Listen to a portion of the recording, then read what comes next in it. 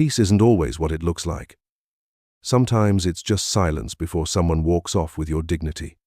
This story was shared with us by one of our long-time viewers. He asked us not to share his name, but he wanted his experience heard. I came to Phuket to slow down, to stop fighting. I didn't want anything big, just a chair on a porch and someone to smile with at night. And for a while I had that. Her name was Ying, and she made me believe in second chances. But what I didn't know, what no one warned me about, was that second chances sometimes come with extra baggage, and that baggage can have a name, and an attitude, and a hand on your keys. If our stories resonate with you, don't forget to like, comment, and tell us where you're watching from. The plane touched down in Phuket on a Tuesday morning in March. 37 years of corporate meetings, performance reviews, and sleepless nights over quarterly reports had finally ended. My retirement party was a week behind me, and for the first time in decades, I had nowhere to be. I'd done my research. Thailand was cheap, warm, and far enough away from everything I was trying to escape. The taxi driver spoke broken English and smiled like he meant it. The air was thick with humidity and the smell of street food. Palm trees swayed in the breeze like they were welcoming me home. I rented a small house on the outskirts of town, nothing fancy, just 2 bedrooms, a kitchen, and a porch that faced the jungle. The rent was less than what I used to spend on lunch meetings back in Chicago. The landlord, an older Thai man named Somchai, shook my hand and said, "You take it easy here. No worry." That first morning, I sat on my porch with instant coffee and watched the sun rise through the trees. Birds I couldn't name were singing songs I'd never heard. The air was still and warm. For the first time in years, I didn't check my phone. This was what I'd been working toward for 4 decades. This quiet. This peace. This feeling that time wasn't something I had to fight anymore. I thought I'd found paradise. I thought I'd finally figured out how to live. I was wrong about a lot of things. She was working at a food stall near the local market, stirring a pot of something that smelled like heaven. I'd been in Phuket for 3 weeks, still figuring out which vendors to trust, still pointing at things I couldn't pronounce. "You like spicy?" she asked in careful English, holding up a ladle. "Not too spicy," I said, and she laughed, not at me, but with me, like we were sharing a joke. Her name was Ying. She was maybe 40, with kind eyes and hands that moved like she'd been cooking her whole life. She wore a simple blue apron and flip-flops. No makeup, no jewelry, no pretense. After weeks of trying to navigate a language I didn't speak and customs I didn't understand, here was someone who made it feel easy. "Where you from?" she asked as I ate. "America. Chicago." "Ah, Chicago. Very cold." "Very cold," I agreed. "That's why I'm here." She smiled. "Thailand better for old man like you." I laughed. "Old man?" "Not old. Old. Good old. Like wine." She served me 3 more times that week. By the 4th visit, she'd saved me a seat at the small plastic table next to her stall. By the 2nd week, she was teaching me basic Thai phrases, correcting my pronunciation with gentle patience. "Mai pen rai," she'd say when I got frustrated. "No problem." There was something calming about her. She didn't ask about my work or my plans or why I'd come alone to Thailand. She just accepted that I was there, that I ate lunch at her stall, that I was learning to say delicious in Thai. One evening, after the market had closed, she asked if I wanted to walk to the beach. We walked slowly, not talking much. The sunset painted the sky orange and pink. She pointed to a fishing boat in the distance and said something in Thai I didn't understand, but her tone was gentle, almost wistful. "Beautiful," I said. "Yes," she agreed. "Beautiful." I wasn't sure if she meant the sunset or something else, but sitting there in the sand, watching the light fade over the water, I felt something I hadn't felt in years: hope. 2 months later, Ying moved in. It wasn't planned, at least. Not officially. She'd been staying over most nights anyway. And when her landlord raised the rent on her small apartment, I suggested she save the money. You sure? She asked. I not want to be problem. You're not a problem, I said. And I meant it. Our routine was simple and perfect. I'd wake up first, make coffee, and sit on the porch while she slept.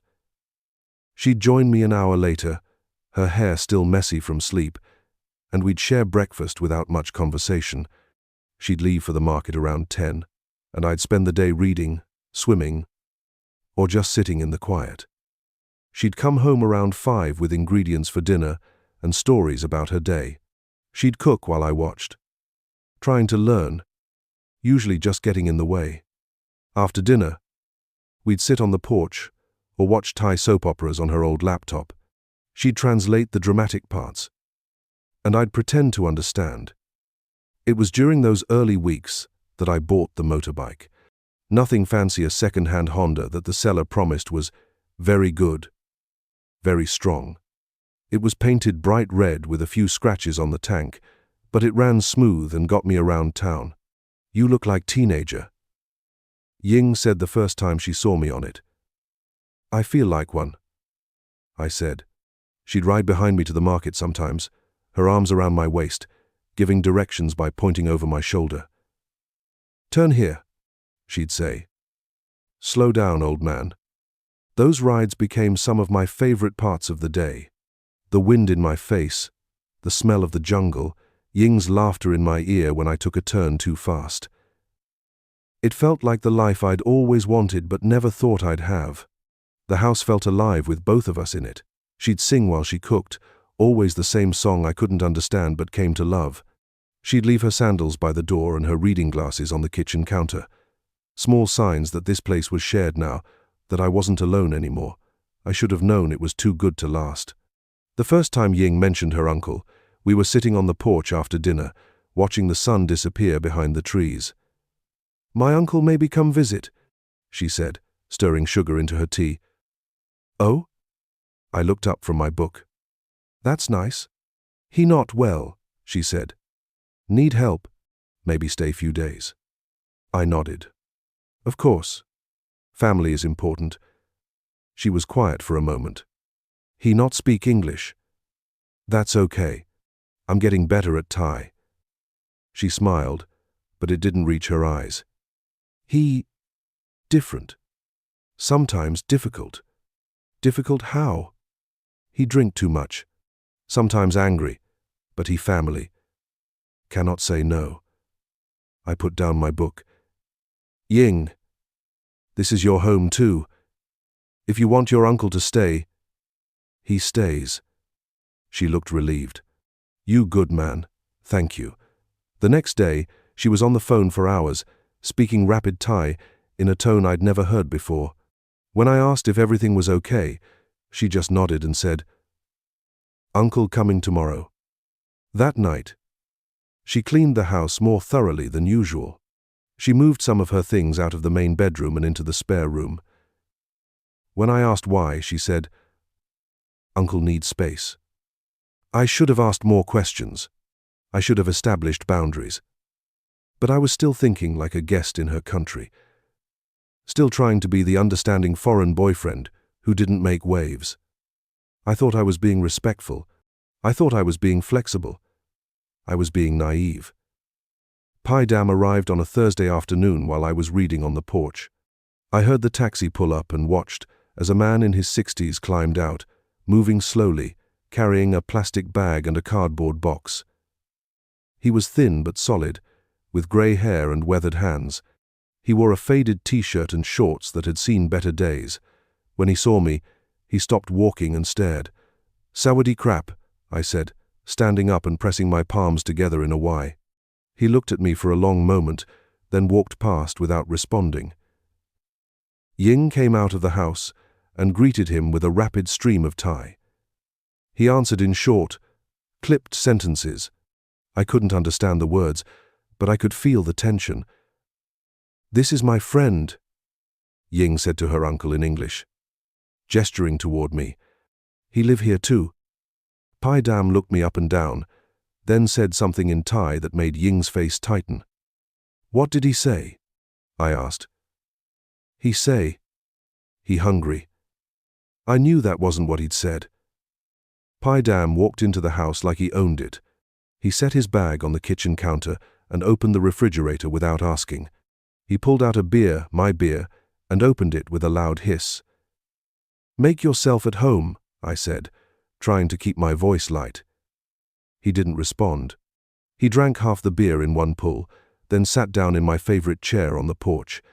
He turned on the television and flipped through channels, the volume loud enough to hear from the street. Ying looked at me apologetically. He tired from travel. Tomorrow better. But I could see it in her eyes, the same look she'd had when she first mentioned him. This wasn't going to be a few days. This wasn't going to be easy. Pai Dam finished his beer and went inside. A few minutes later, I heard the shower running. It ran for 45 minutes. When he came out, he was wearing a towel around his waist and nothing else.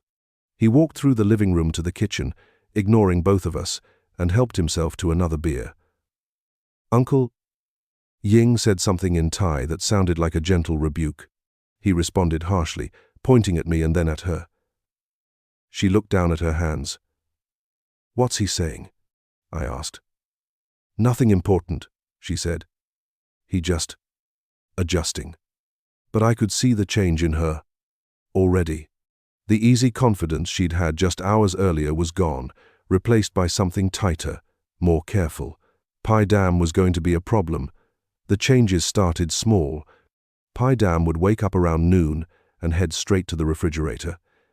He'd make himself breakfast using whatever was there, eggs, bread, leftover rice, fruit. He never asked, never offered to contribute, never cleaned up after himself. He'd leave his dishes in the sink for Ying to wash. He'd use the bathroom for hours at a time, coming out in a cloud of cigarette smoke even though smoking inside was one of the few house rules I'd established. Uncle, Ying would say something in Thai about the smoking. He'd shrug and walk away, already lighting another cigarette. He took my sandals. Not borrowed took. I came home from a walk to find him wearing them on the porch, feet up on the railing, beer in hand. When I looked around for them later, they were nowhere to be found. I think your uncle has my sandals, I told Ying. I ask him, she said. She never asked him, or if she did, he never gave them back. He started drinking earlier each day. By the end of the first week, he was opening his first beer at 10 in the morning. By the end of the second week, it was 9. The empty bottles piled up by the door, and when I suggested he help with the recycling, Ying just said, I do it. The worst part was how he looked at me. Not with hostility, exactly, but with something like amusement. Like I was a joke he was enjoying but not sharing. Your uncle doesn't seem to like me, I said to Ying one evening. He like you, she said, not meeting my eyes. He just not used to Farang. What does that mean? Foreigner. White person. Has he said something? She was quiet for a long moment. He think you soft. Soft? Too nice. Too easy. I didn't know what to say to that. I'd always thought being nice was a virtue. I'd always thought being easygoing was a strength. But sitting there, watching Pai Dam drink my beer and smoke in my house and wear my sandals, I was starting to wonder if maybe he was right. The first time my bike disappeared, I thought I'd forgotten where I'd parked it. I searched the street, asked neighbors, even called the police to report it stolen. Then Pai Dam came walking up the driveway, holding my keys. Where was it? I asked. Ying spoke to him in Thai. He answered with a shrug. Uncle borrow for errands, she said. Sorry, he forget to tell you. He doesn't have a license. Is okay. He good driver. That afternoon, I found the bike parked behind the house, scratched along one side and nearly out of gas. The mirrors were adjusted for someone shorter than me, and there was a new dent in the tank. I need to know when he's going to use it, I told Ying. I tell him, but she didn't tell him, or he didn't listen. The bike disappeared twice more that week. Once I found it parked outside a bar in town, engine still warm, keys in the ignition. Once it was gone for 2 days, and when I asked where it was, Ying just said, Uncle need it. For what? Personal business. I started hiding the keys. Paidam found them anyway. I started parking the bike in the backyard.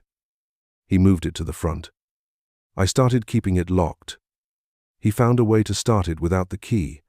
One morning, I woke up and the bike was gone. I waited all day for it to come back. When Ying got home from the market, I was sitting on the porch with my arms crossed. "Where's my bike?" She looked uncomfortable. "Uncle borrow again. I need it back today." I tell him. "No, Ying, I'm telling you. I need it back today." She made a phone call. They argued in Thai for 10 minutes. When she hung up, she looked exhausted. "Uncle say he bring back tomorrow. What does he need it for? He not tell me." But I could see it in her eyes. She knew exactly what he was using it for, and she didn't want to tell me. The bike came back 3 days later, parked in the driveway at dawn.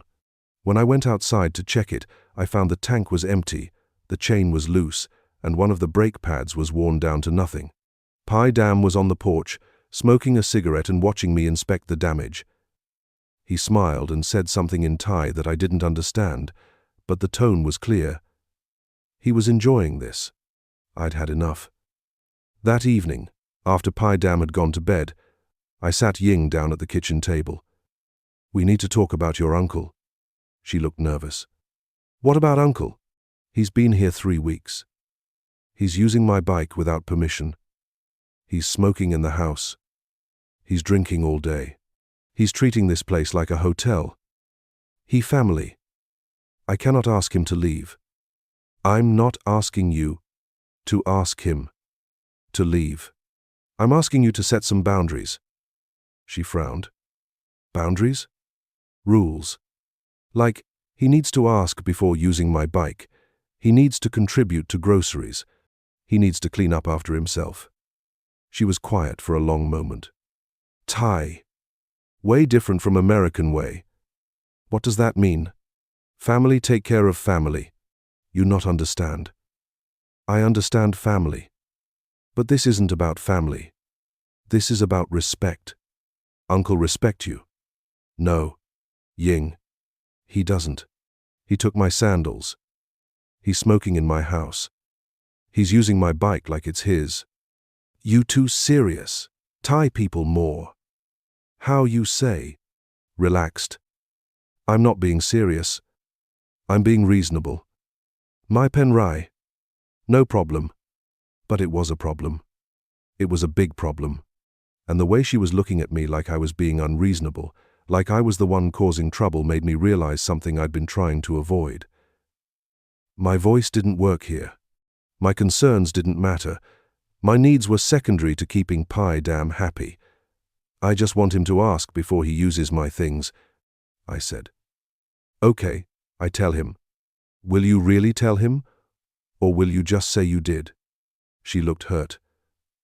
"I tell him." But I knew she wouldn't. Or she'd tell him in a way that didn't mean anything. Or she'd tell him, and he'd ignore her. I was starting to understand that I wasn't the man of the house. I wasn't even a partner in the house.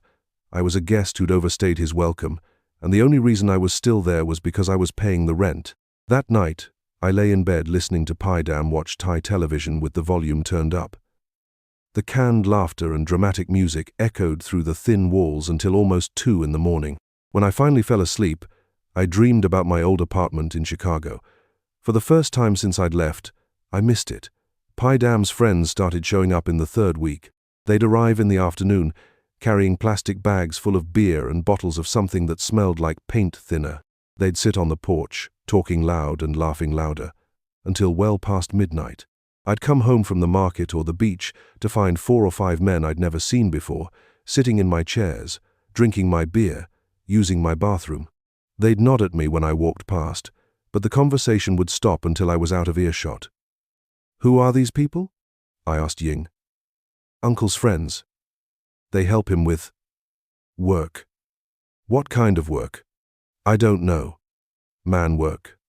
The fridge started emptying faster than I could fill it. Not just beer. Everything. Eggs, milk, fruit, Leftovers. I'd buy groceries in the morning and come home to find them gone. We need to talk about food, I told Ying. What about food? Your uncle's friends are eating everything. I went to make lunch today, and there was nothing left. I buy more tomorrow. With what money? She looked down. Maybe you help with grocery money? I already help with grocery money. I give you 2,000 baht. Every week. 2,000? Not enough now. More people. Then maybe there should be fewer people. She was quiet. Or maybe the people who are eating the food should help pay for it. Thai people not like to talk about money.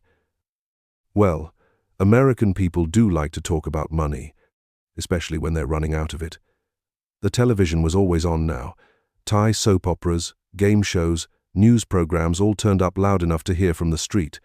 When I asked if we could turn it down, Paidam would look at me like I'd suggested something obscene. I started spending more time in the bedroom. I'd read with headphones on, or just lie there staring at the ceiling, listening to the laughter and conversations and arguments happening in what used to be my living room. Sometimes I'd hear my name mentioned. Farang, they'd say, followed by laughter. I didn't need to speak Thai to know they were talking about me. One evening, I came home to find Paidam's friends had rearranged the furniture. They'd moved the couch to face the television straight on and pushed my reading chair into the corner. They'd set up a card table in the middle of the room and were playing some kind of game that involved a lot of money and even more shouting. "Excuse me," I said, trying to get to the kitchen. They looked up at me, then went back to their game. I had to walk around them to get to the refrigerator. When I opened it, it was empty, except for a bottle of fish sauce and a wilted head of lettuce. I stood there for a moment, staring at the empty shelves, listening to the men behind me argue about cards and money and God knows what else. For the first time since I'd arrived in Thailand, I felt completely alone. I was walking back from the market when I saw it. My red Honda, parked outside a motorcycle repair shop in town. The scratches were worse now, and the front wheel was off. But it was definitely my bike. I walked inside and found the owner, a middle-aged Thai man named Chai, working on an engine. "That's my bike," I said, pointing outside. He looked up, confused. "Your bike?" "The red Honda." "That's mine." He wiped his hands on a rag and came outside with me. "You sure?" "I'm sure." "See that dent in the tank?" I did that the first week I had it. He looked uncomfortable. "Man bring bike yesterday." "Say it his." "What man?" "Thai man. Older." "He sell bike to me." My heart sank. "He sold it?" "Yes. For parts. Engine good, but body damaged. I give him 3,000 baht. 3,000 baht. About $90. I'd paid 25,000 for that bike." "Where is he now?" "He gone. Take money and go." I stood there staring at what was left of my bike. The seat was gone. The mirrors were gone. The battery was sitting on the workbench, disconnected and drained. "I'm sorry," Chai said. "I know no was stolen. It's not your fault. But it was someone's fault. And I had a pretty good idea whose." I walked home slowly, trying to figure out what I was going to say to Ying. I was angry, but underneath the anger was something worse, a kind of hollow feeling, like I'd been punched in the stomach. It wasn't about the money. It wasn't even about the bike. It was about the fact that Paidam had looked me in the eye every day for 3 weeks, knowing what he was planning to do, and I'd been too naive to see it coming. When I got home, Ying was cooking dinner. Paidam was on the porch, drinking beer and watching television. "I found my bike," I said. She looked up from the stove.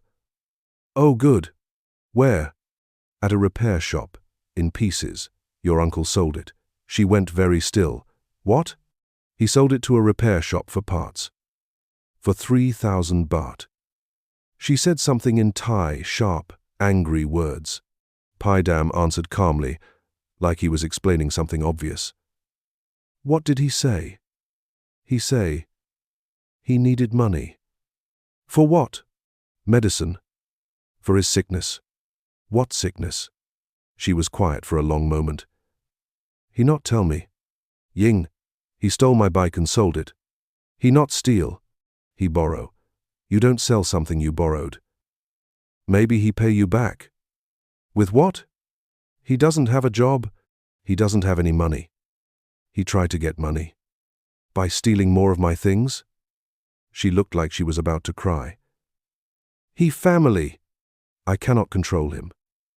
Then maybe he shouldn't be here. Where he go? He have no place. That's not my problem. As soon as I said it, I knew I'd crossed a line. Ying's face went hard. Okay, she said. I understand. You want Uncle to leave. I want my bike back. Uncle say he pay you back. When? When he can. That's not good enough. She turned back to the stove. Dinner, ready soon. But I'd lost my appetite. I went to the bedroom and closed the door. Through the thin walls I could hear Ying and Paidam talking in rapid Thai. Their voices rose and fell, but I couldn't tell if they were arguing or planning. I didn't sleep much that night. Every time I closed my eyes, I saw my bike sitting in pieces on that workbench, and I wondered what would disappear next. The next morning, I made a decision. I waited until Paidam left for his morning errands, probably to sell something else that didn't belong to him, and then I sat Ying down. I think I need to leave, I said. She looked up from her coffee. Leave where? Here, Thailand. Go back to America. Why? Because this isn't working. Your uncle, the bike, the money, it's not working. Her eyes filled with tears. Is because of me. Number, it's because of the situation. I fix situation. I talk to Uncle. You can't fix this, Ying. He doesn't respect me. He doesn't respect you. He doesn't respect this house. He family. He have problems. His problems are becoming my problems. She was crying now. Please, don't leave. I love you. It was the first time she'd said it. 4 months together, and she chose this moment to tell me she loved me. I love you too, I said, but love isn't enough. Is enough. Love is enough. Then why didn't you stop him from taking my bike? She was quiet. Why didn't you tell him he couldn't smoke in the house? Still quiet. Why didn't you ask him to contribute to groceries? Because he family, she said finally. Family different from boyfriend. What does that mean? Mean family come first, always. Even when family is wrong? Family not wrong, family just family. I sat there looking at her. This woman I'd thought I knew, this woman who'd made me believe in second chances. She was still beautiful. She was still kind. But she was also something else. Someone who would choose her uncle over me, every time, no matter what he did. You good man, she said. Best man I ever know. Uncle just, he not understand. He from village. He not know Farang way. This isn't about Farang way or Thai way. This is about right and wrong. What right? What wrong? He need help. I help him.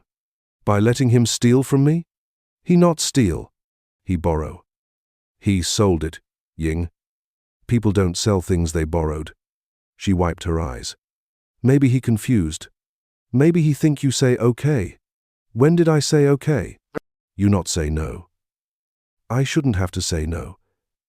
People shouldn't take things that don't belong to them. In Thailand, if you guest, you share. You not like guest. You like how you say. Landlord. I pay the rent. Money, not everything. It is when you don't have any. She was quiet for a long moment. If you leave, I have no place to go. What about your uncle? He have no money. No job. No place. Then maybe he should get a job. He too old. Too sick. What's wrong with him? He not tell me. Or maybe there's nothing wrong with him. Maybe he's just lazy. She looked at me like I'd slapped her. You not understand Thai family. And you don't understand American honesty. We sat there in silence.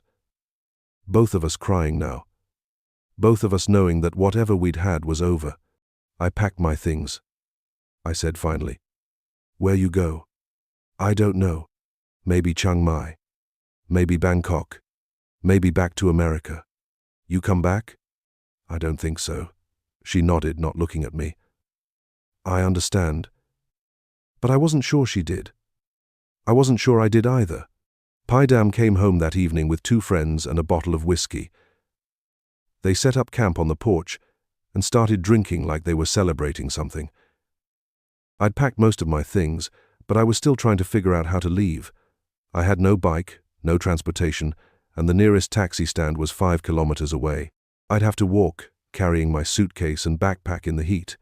The men on the porch got louder as the night went on. They were playing music on someone's phone, singing along badly, telling jokes that involved a lot of pointing at the house and laughing. Around 10 o'clock, Paidam started yelling at someone on the phone. The conversation went on for 20 minutes, getting more heated with each exchange. When he hung up, he threw the phone across the porch. Uncle! Ying said something in Thai that sounded like a scolding. He yelled back at her, pointing at me through the window. She went into the bathroom and locked the door. I lay on the bed, staring at the ceiling, listening to the chaos outside. The television was on full volume.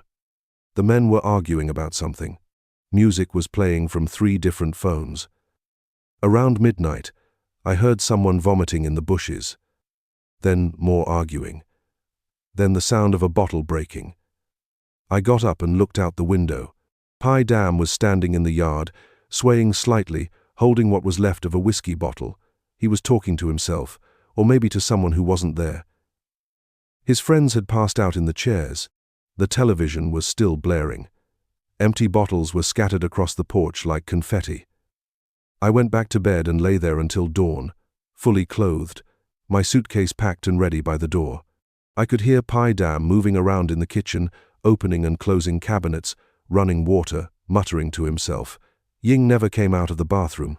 I heard her crying in there around 3 in the morning, but when I knocked on the door, she didn't answer. This was my life now. This was what I'd traded my quiet retirement for. At 5:30, I picked up my bags and walked out the front door. The sun was just starting to rise as I made my way down the dirt road that led away from the house. My suitcase had wheels, but they kept getting stuck in the ruts, so I ended up carrying it most of the way. The air was still cool, and the jungle was quiet except for the sound of birds waking up. In a few hours, it would be hot and humid, but for now, it was perfect walking weather. I didn't look back. I didn't want to see the house, or the porch with its empty bottles and passed-out men, or the window where Ying might be watching me leave. I walked for about an hour before I found a taxi. The driver was an old man who spoke enough English to understand that I needed to get to the airport. He helped me load my bags and didn't ask any questions. As we drove through town, I saw the food stall where I'd met Ying. The metal shutters were down, but I could picture her there, stirring her pot, smiling at customers, making everything seem simple and possible. You go back to America? The driver asked. I don't know yet. Thailand, not good for you? Thailand is fine. It's the people that are complicated. He laughed. People same everywhere. Some good, some bad. Some take your motorbike. Ah, he said, nodding. You learn about Thai family. I learned something. At the airport, I bought a ticket to Chiang Mai. Not because I had a plan, but because I needed to go somewhere. And Chiang Mai was quiet and far from Paidam and his friends and his problems. On the plane, I thought about the letter I'd written to my sister 6 months earlier, telling her about my new life in paradise. I described the house, the girl, the motorbike, the feeling of having finally figured out how to be happy. I wondered what I'd tell her now. That paradise comes with a price. That happiness is always temporary. That some people will take everything you give them and then ask for more. Or maybe I'd just tell her that I was still learning, still figuring it out, still making mistakes at 62 years old. The plane took off over the Andaman Sea, and I watched Phuket disappear below me. Somewhere down there, Pai Dam was probably waking up on the porch, hungover and angry, looking for someone to blame. Somewhere down there, Ying was probably cleaning up the mess, washing the bottles, trying to pretend everything was normal. And somewhere down there, the pieces of my red Honda were sitting in a repair shop, waiting to be sold to the next person who needed a cheap engine or a working headlight. I closed my eyes and tried to sleep. I've been in Chiang Mai for 3 months now. I rent a small studio apartment above a coffee shop, and I can walk to everything I need. The landlord is a widow named Siriporn who speaks perfect English and collects the rent on time. She doesn't have any uncles. I don't have a motorbike anymore. I don't really need one. I walk to the market, walk to the temple, walk to the park where I read in the afternoons. My world is smaller now, but it's mine. I think about Ying sometimes. I wonder if Pai Dam is still there, still drinking her beer and smoking in her house. I wonder if she ever thinks about the American who couldn't understand Thai family dynamics. I wonder if she's better off without me. Probably she is. I was never really part of her world anyway. I was just visiting. And visitors don't get to make the rules. The thing about peace is that it's not a place you can travel to. It's not something you can find in a guidebook or buy with a retirement account. Peace is a boundary you draw around yourself, and you have to defend it every day. I learned that the hard way in Phuket. I let my boundaries slide because I was lonely, because I was grateful, because I thought being flexible made me a good person. But there's a difference between being flexible and being a doormat. There's a difference between being generous and being taken advantage of. I'm not angry anymore. Anger takes too much energy, and I'm trying to conserve mine these days. Pai Dam was just being Pai Dam, a man who saw an opportunity and took it. Ying was just being Ying, a woman caught between loyalty and love, who chose the path that felt familiar. And I was just being me, a retired American who thought he could start over in paradise and leave all his problems behind. The truth is, you can't escape yourself. You can change your address, change your routine, change your language. But you're still the same person making the same mistakes in a different place. The difference is that now I know my limits. I know what I will and won't accept. I know that being alone is better than being with people who don't respect you. I know that love without boundaries isn't love at all, it's just expensive charity. Sometimes, in the evening, I sit outside the coffee shop and watch the traffic go by. Young backpackers heading to their hostels, older expats riding their motorbikes to bars, couples walking hand in hand toward restaurants and adventures. Some of them are living their best life. Some of them are running from their worst. Some of them are about to learn hard lessons about trust and family and the price of paradise. I don't envy them anymore. I don't miss that feeling of infinite possibility that comes with starting over in a new place. That feeling is seductive, but it's also dangerous. It makes you think you can be someone you're not. I'm who I am. A 62-year-old American who likes quiet mornings and simple routines. Who reads too much and talks too little. Who's learned to value his own company more than anyone else's approval. My peace isn't loud or colorful or exciting. It doesn't look like the travel brochures or the retirement blogs. It's just a small apartment, a regular schedule, and the knowledge that no one can take my motorbike because I don't have one to take. Sometimes that's enough.